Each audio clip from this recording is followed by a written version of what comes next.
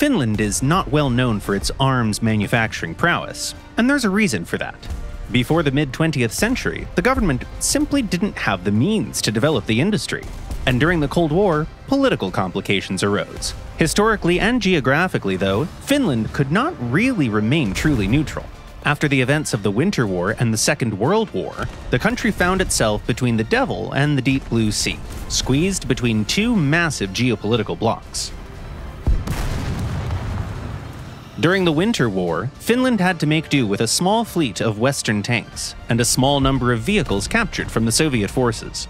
For instance, in 1938, the army purchased British tanks of the Vickers Mark E series. Just a few years prior, it seemed like a solid buy due to its combination of firepower, mobility, and low weight, but by the time of purchase, it was already visibly outdated.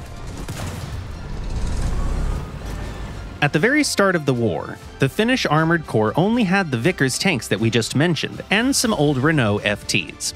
But as the war went on, the Finns captured a few valuable trophies, including Soviet T-28 and BT tanks. The Finns appreciated the firepower and mobility of the Soviet medium tank, but were not too happy with its armor arrangement and the high fuel consumption rate of its engine.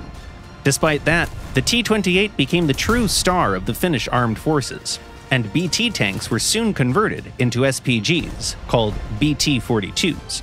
These distinct vehicles, armed with a British 4.5-inch howitzer, were used against infantry and enemy fortifications.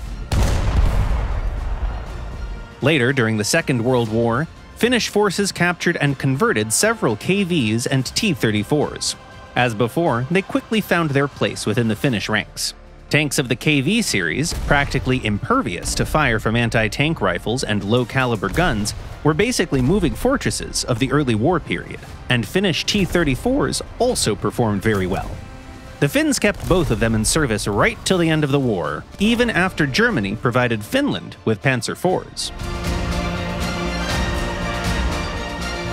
After the war, Finland found itself with the wildest assortment of armored vehicles at its disposal, including some tanks that were of no use in modern combat whatsoever. It took the country roughly 10 years to start reforming their fleet. Initially, the Ministry of Defense was interested in the British Comet tanks, but it looked like they were already on their way to follow in the footsteps of the Vickers tanks. During the last years of the war, an upgraded 17-pounder was definitely a force to be reckoned with, but in the late 1950s, it was a completely different story. That's why the Finnish military decided to compensate for the shortcomings of one British tank with the strengths of another, and purchased a number of charioteers, another tank based on the aging Cromwell.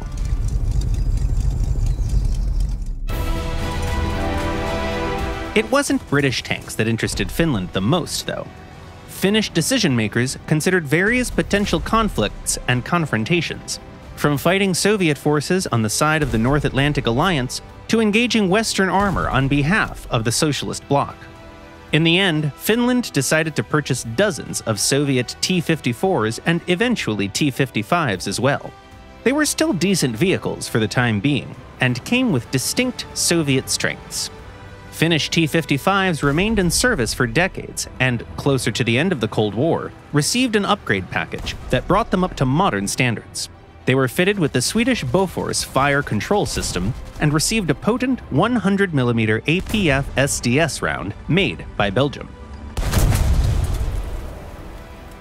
Tanks of the T-54 and T-55 series became the backbone of the Finnish fleet of armor. Their chassis was also used as a base for the British Marksman anti-aircraft system, developed by Marconi.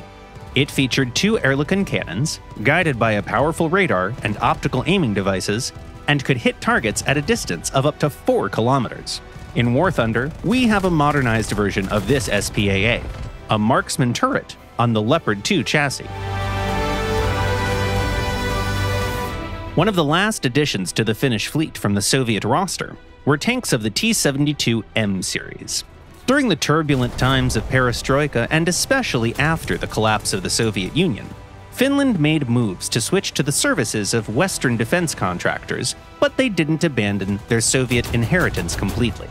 For instance, the Finnish BMP CV-90 is armed with both an American Bushmaster cannon and a coaxial Kalashnikov, and the T-72 was only decommissioned in the 2010s.